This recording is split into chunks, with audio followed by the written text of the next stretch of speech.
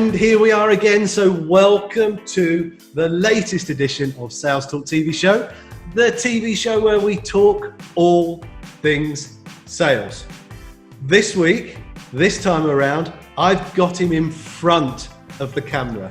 The person responsible for much of, if not all, of what you see of me on camera has decided to step in front of it and talk to us and share his thoughts about all things social media. It's my great friend, Chris Edwards from Social Elevator. Chris, welcome to Sales Talk. Just tell everybody just a little bit about what you do. Hey Steve, thank you so much for having me on Sales Talk. Yeah, it's been a while since I've been this side of the camera with you, isn't it? When we started off way back, when we both used to appear on the Sales Growth Club TV show. Yeah.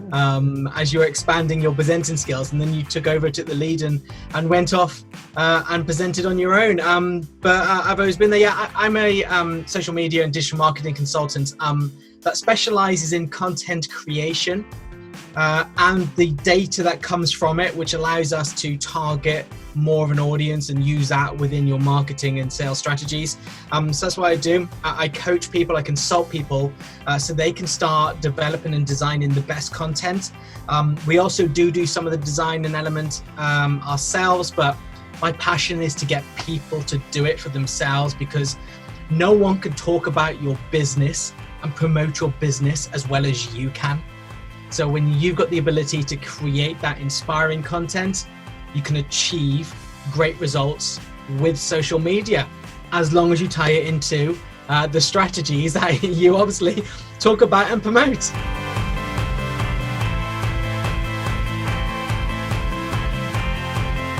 I mean, I think what's going to be really good as we go through this episode, Chris, I mean, your connectivity of your work to the sales syllabus, the sales mindset coach syllabus, you know it very well. So I guess you're in a position to recognize both sides of the coin here, right? And so as we go into this space, we've been in our homes a lot more recently, right?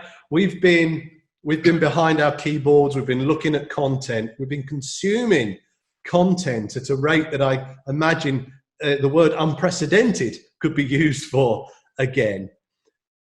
And I guess I get a little bit blind to just how much content there is out there. So the first question I have for you, what's all the fuss about? I mean, why is there so much fuss about content creation? And when it comes to sales, does it really matter? What's it all about? Well, content creation for me is becoming ever more relevant within your sales process and journey. And I still hear people out there that say you don't need social media. You can do it without. But I think we've just proved that in the last few months, with everyone working from home, not able to meet one-to-one or in groups or go to network meetings, and it all going online, how important social media now is to your buyer's buying journey. And obviously I've captioned that phrase from what you talk about, and I'll be lying if I said in the last 3 years we've been working with each other now, that I haven't benefited from your skills with what I teach and do. And it is, to sell now, you need to become trusted. Things like reviews and testimonials are more important than they've ever been throughout anybody's buying journey. And you can back that up with trust by becoming an authority. And you do that via content. It's hard to explain what you do and what you offer within one post, which can, people try and do within advertising. But when you've got a series of posts, videos, still imagery, infographics, news articles that you combine together and run, allowing people to go on a journey, you can feed them that trust. You can feed them that you're an authority. You can get them to become part of your tribe, which makes that selling easier. It makes it easier to convert an audience to get them to buy your product. It's all about becoming trusted. Hmm. Yeah, I mean, I scribbled that word down immediately, trust, because that's a really, I mean, fundamental part of the sale, a salesperson, a seller's, a company's DNA about creating trust. And content and content creation resulting in trust is quite a, it sounds like a challenge, so why, and I guess therefore with the amount that there's been posted and whether that it has exploded or not now, I guess I see more. Why has that become so important? Why has it become so important that during and post lockdown that we were active building that trust? How does it help us? Well, trust. I think trust has been a longer issue than lockdown. You know, if we go back to looking at like Wolf on Wall Street, if you've ever seen that film, where they literally pick up the phone. Yeah. They literally pick up the phone, call people and say, look, I've got this great offer. You're going to make this amount of money. Do you want to buy? Yeah, okay, I'll buy. And there was no trust brought. The trust was built up in that phone call, over a matter of minutes to the point where people brought or paid a lot of money for those shares. And, people have continued to try that tactic to the point now where we know the amount of times people have got burnt. And now people are reluctant to buy unless they have all the information that they need. And people need more information now than they did in the 70s, 80s, 90s. So now it's about being able to provide people with that information so you can become more trusted. And since lockdown, we haven't been able to provide that trust face to face through network meetings. I remember you'd go to a network meeting and you'd speak, you'd pitch about your product. And people would be like, that's interesting. I like the idea of that. You're like, brilliant. And you then go to another network meeting they're at and provide them more information, and then another network meeting. And you could actually, with network meetings, you could kind of avoid doing anything online, if you were lucky, by just meeting the same people at network meetings. But then we went into lockdown and everyone was at home. And it took a while for network meetings to shift to go online. There was this area where like people who had network meetings like, what do we do now? Well, I think we're going to have to design an online model, and everyone had to do it. So there was this gap where no one was able to continue using the same sales tactics that they've previously used. So things had to go online. People had to rely more on social media. People had to involve people in their content. They had to provide the trust through social media. And I think, it's going to stay now. We're going to push more and more into social media. People are going to be reluctant to go back to network meetings, not because of the virus, but because this is now becoming the new norm. And to provide people with trust. Social media went up 7%. I think I read a stat saying 7%. Social media usage, particularly Facebook, but overall went up 7%. Now, that's massive. It might sound a single digit number, but within terms of social, think about the amount of people on social media. There was 56 million Facebook users in the UK. There's 28 million LinkedIn users in the UK, and it went up 7%, which is a massive amount of number. So you've got to be looking at where your clients now are, where your prospects now are, and building that trust. It's so important now that we build that trust. Was it you taught me this? It takes between 5 and 12 touches. Yeah. Which you used to be able to achieve in network meetings or phone calls or things like that. You just can't do it anymore. And I mean, there's some really sort of insightful things for people to grab hold of there. I mean, I think inherently within it, the buyer's decision-making process is currently being informed to a greater extent by the content that they're consuming. They're consuming that from an online perspective because that's the medium we're all having to use. Now, what you're not saying is that that's extending sales cycles, but it might.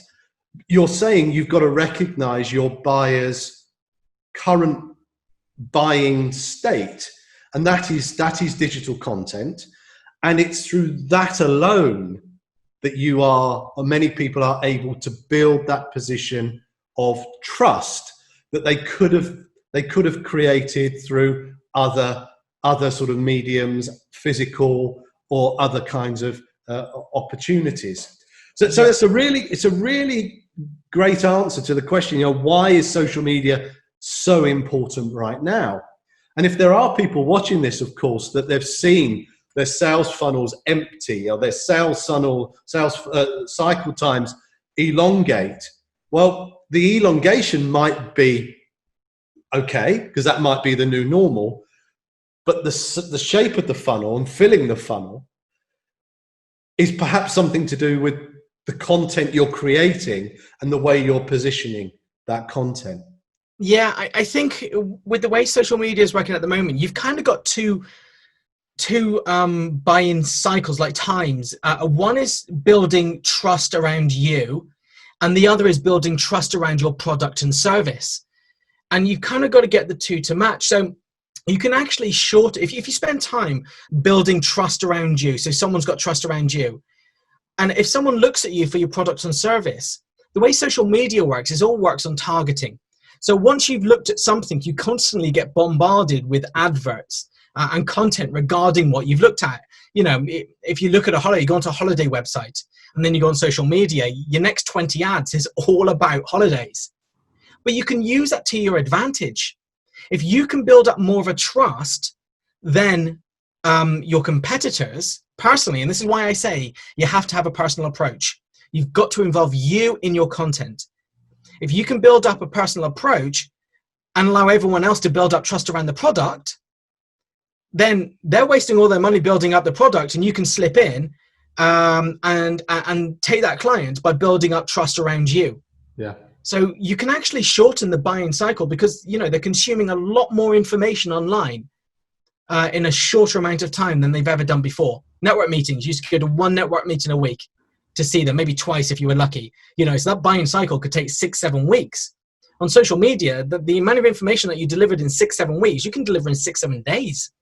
Yeah. You've just got to have more of you've just got to allow your customer to feel that they need that product now. But you've got to do that by building up trust. So yeah. So what are the tips for that though? So I've heard you talk just then, and I know that your coaching to me over the time is about personalization. So I'm very fortunate that I work with a number of large organizations, and one of the things I often see is that they are quite happy to post the head office created content, the beautifully photographed image of water running down a rock that signifies hope, and they say our company's marvelous. And I've looked at that, and I've listened to the things you've told me, and it's entirely impersonal sharing of content, right? So tell me more about this personalization, and tell me much more about how you help in this space, about personalizing content to build trust, which ultimately leads to sales.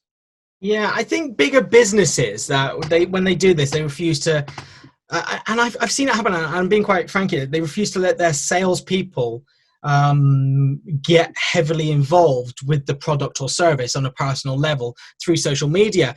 And I think it's because bigger businesses want to keep control over the brand. Should that salesperson leave, they don't want the reputation to go with that salesperson, the customers to go with that salespeople. They constantly want to have the brand to have more influence than the salespeople, which in my opinion is, I understand it, but it also makes sales more difficult. And those salespeople are relying more on the phones, more on email, more on face-to-face, more getting out in the car, driving to them, which for me, is time when you can achieve a lot more on social media. If you started having a personal aspect to it, i.e. start talking about who you are as a salesperson, talking about what you do, why the product hits a nerve with you, why you love what you do, you sell, what you're doing that day, out and about with clients, people can begin to trust you. And people buy from people. We used to be fine, people buy from brands, but that just doesn't happen anymore. If you look at some of the bigger businesses, people are becoming more forefront forefront in the branding of it. Virgin with Richard Branson. Richard Branson doesn't even own half the companies that actually have the Virgin title anymore. But when something happens to Virgin, people blame Richard Branson because people associate that person with the company. And salespeople need to become more of a face of a business. They need to open up. They need to become trusted. Then it doesn't matter what the brand does, because the salesperson will always gain those sales because they're the person that is becoming trusted. Yeah, I've seen that in a diagram where the content owner is now described as the seller, not the company. And, Yeah. and that's what you're describing, isn't it? That the seller takes the content, personalizes it to a problem, an opportunity, a need of one of their prospects or clients, and shares it, forwards it, provides it with some context that is then for much more relevant to that individual. And it's interesting how you describe that now, Chris, because I recognize that. I recognize that personal power behind content.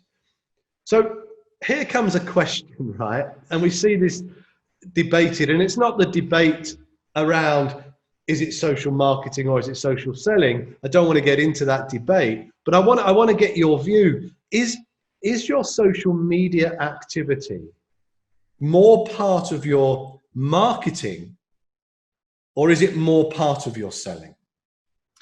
Do you see them as being actually feeding to the same outcome, or do you see them as being separate skills and separate activities? For me, it very much breaks down to the industry and the product that you're selling. Like when you're selling something via e-commerce that is low price, let's say under £50, a lot of that can be achieved with Facebook ads. So Facebook ads can actually become a selling tool. But for me, it's backed up by Facebook content, which is a marketing tool. Mm. But if you're selling a service or a higher end product, all social media activity is marketing, because you still have to get that person on the phone. You know, if you've got a higher end product or you sell a service, social media is a funnel to get people to message, to get people's phone number, to give them a call. For me, when it comes to service-based selling, it's all about getting them on the phone. I think you've got to get over that worry about speaking to people. I get it all the time. People come to me and say, look, I want to achieve this amount of sales. Brilliant. Okay. If you want to do that, then we either need to reduce the amount we spend on ad spend and create a marketing approach with content where people engage with you, you can get numbers, things like that. Or if your product is e-commerce and at low enough value, we need to bung a load of money at Facebook advertising with retargeting campaigns. And what I mean by retargeting campaigns is like your first Facebook ad is still all about marketing. And then your second one is more of a drive for sales. So it can be both depending on your sector. But if I had to side with one, I would side with social media is more about marketing. And more about lead generation and building people, putting people into a funnel than actually creating that sale. Yeah, I mean, because it's really interesting, because I remember it was 3 years ago. It was almost like the first post we put out, I won a client for the consultancy work that I do. And I thought, oh my goodness, this is unbelievable. He's put one post out, he's won me a consultancy client. I mean, I think the reality is there was a bit of fortune there, right? There was somebody that I knew that was looking for what I did, and I just happened to tell them. The second client didn't come along quite as quickly, right? And it was all about that consistency. It was all about that personalization, but it was all about building lists, building the right to then have that follow-up phone call, to then enter a more traditional sales approach. Now, that's the consultancy piece of business. But as you quite rightly point out, there are some very successful sales businesses that are going to be watching this that actually is all online and put in the right number of money at Facebook ads or on Google or wherever, does generate sales. But I think I'm with you. I would be, wouldn't I? I think it is a marketing activity that builds your sales funnel, builds your top of funnel activity. But you can be lucky. Yeah, you can, and that comes down to the trust element. With that client that you got, you already kind of knew them, and you'd built up a large amount of trust. So when we placed that ad, it got put in their way, and that post, and that post was enough to convert them. And this is where sometimes people come to me and say, like, I've got this amount of audience, like I'm speaking to them offline, so can we start targeting them on social media? I'm like, okay, you've built up this amount of trust, now you want to use social media to convert them. Fine, but once we've used up that circle, can you imagine you going back out and finding another circle and then using social media to target them, and then going out finding another circle? That would just take so much time. So yeah, we got lucky because we found a circle. We put an ad in that trusted you. We put a Facebook post in, which converted them. But Facebook, social media, it needs to work the other way around. Social media, you need to build your circles. You need to have a trusting amount of people following you. And then you speak to them. And then you go and meet them offline.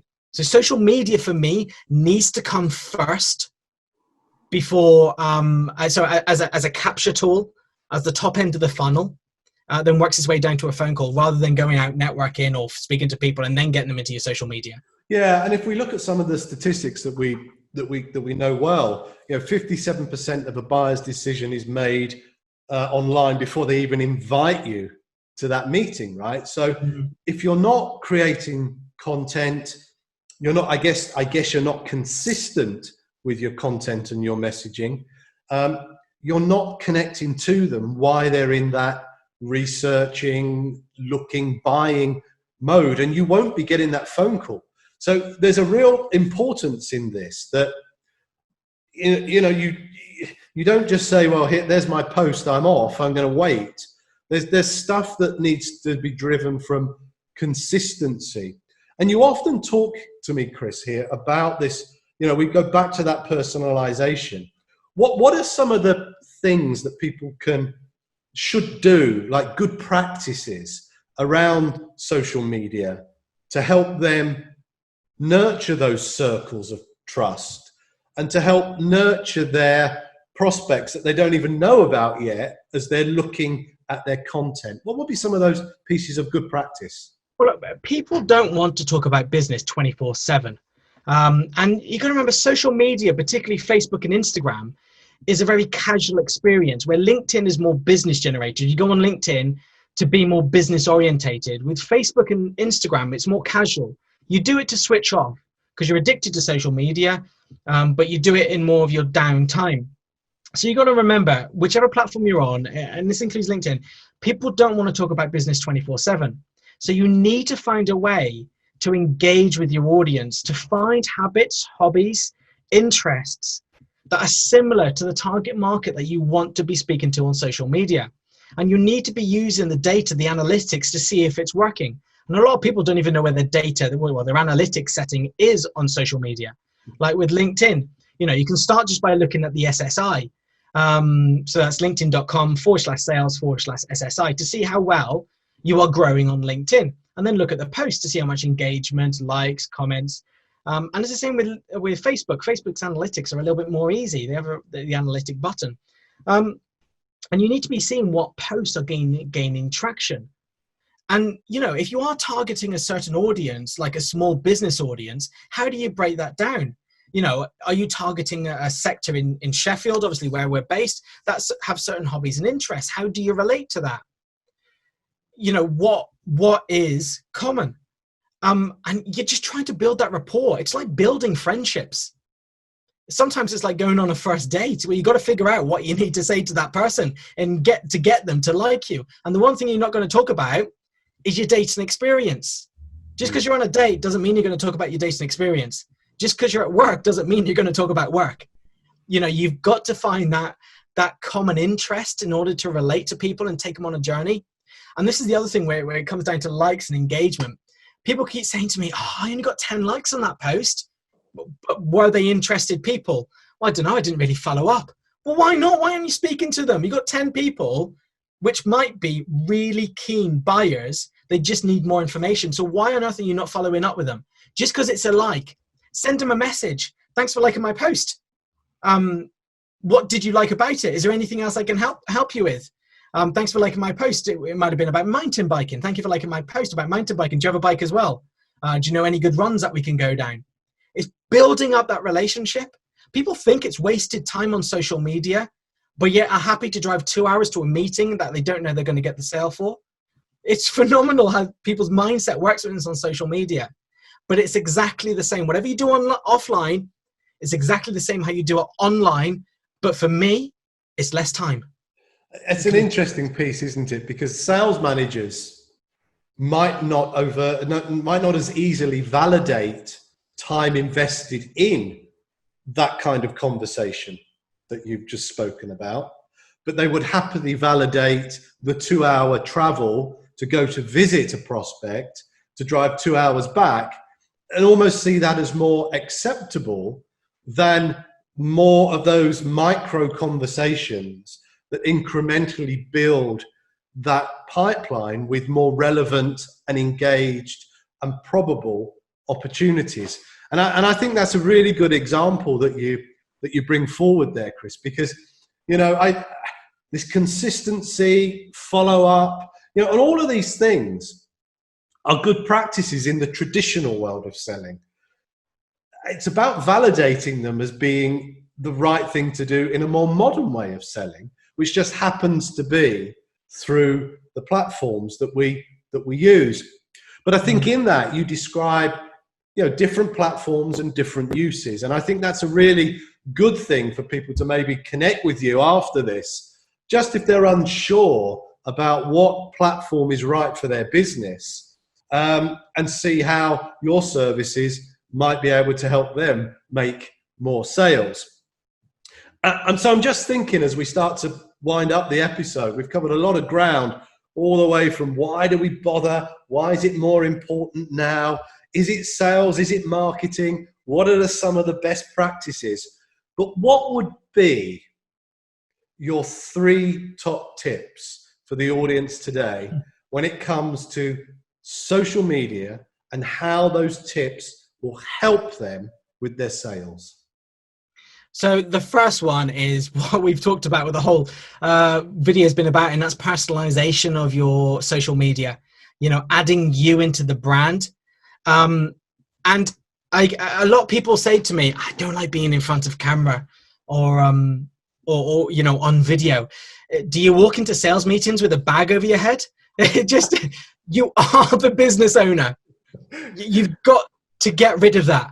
It's the same with cold calling people. I think we've gone slightly past that now of cold calling, where it's not as prominent as it used to be. I think it still has its place, but I don't think it's as prominent as it used to be when you implement social media. But you've got to get your face in front of camera. You've got to start being you in front of camera. I had a photography shoot yesterday, and I couldn't smile. The last 4 months of lockdown, I lost my ability to smile. So it took a while to get that. Well, it's back today. It's back today. I was looking creepy. But it's all about, you know, sharing your day, you know, and LinkedIn in particular. You'll get people on LinkedIn that will randomly comment on a post every now and again saying, this post is more relevant for Facebook. Really? LinkedIn is a social media platform, same as Facebook. Social, add media to engage with an audience. The name's in the title. Yeah. It's not business media, it's social media. So start adding more of you into your content. The second one would be engage with an audience. I get it a lot. I see it a lot where people don't respond to comments. You know, so someone will comment and they'll be like, oh yeah, it was just my auntie or just my one of my work colleagues. Great, but engage, because people want to see you engaging. People don't want to post on your timeline if they see you're not commenting to other people, because they don't know that's a work colleague or a family member. So if you don't engage with that person, they're going to think, well, what's the point of me commenting? Because you're not going to engage. People comment out of self-gratification because they want you to respond to them. They don't comment for their own for their own kind of purposes. For your purpose.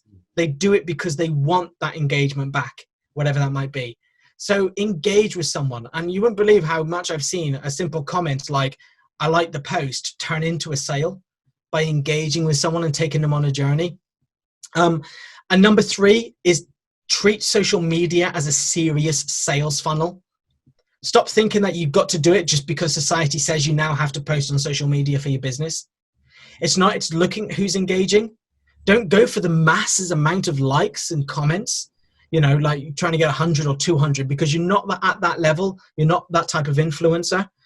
Go for 1, 2, 3 likes, as long as they are engaged audience that are likely to become people interested in your product. Then they're good likes, and speak to them, comment, engage, message. Treat it as a serious sales funnel. If someone was in a network meeting and said, I like your product, you'll be trying to get a one-to-one meeting with them. But yet on social media, when someone says, oh, that's interesting, people tend to not respond. But that is the same. So treat social media online like you do offline. So the third tip is treat it like a serious sales funnel. I mean, I think regardless of all the content we've discussed before, those 3 are gold. Personalization, engage, and treat it as a serious sales funnel. And I think those 3 things, should really stick with the people listening into this episode of Sales Talk. So, Chris, thank you ever so much. And I know there's so much more knowledge that you have that you can share. And we might even come back for a version 2 of this when we can be in the same room again. But it's going to be interesting to see how you film that one, if you have to be in front of the camera and behind the camera at the same time. But look, I really appreciate that. I know you've given loads of great advice to the viewers of Sales Talk. Just remind people about where they're best find you. Well, as expected, you can pretty much find me on any social media platform under Chris Edwards or Social Elevator.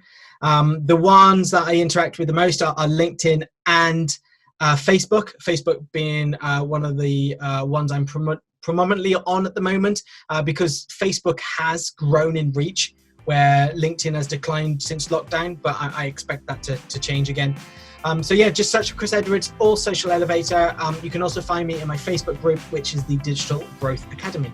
Fantastic. Chris, thanks once again. So there you go, everybody. That is the end of this episode of Sales Talk. Remember, you can subscribe as you click down here, and you subscribe to my YouTube channel. And while you're there, why not take a look at some of the back catalogue of Sales Talk TV shows? There is so much for you there. Thanks once again, Chris. Everybody, we'll see you again very soon.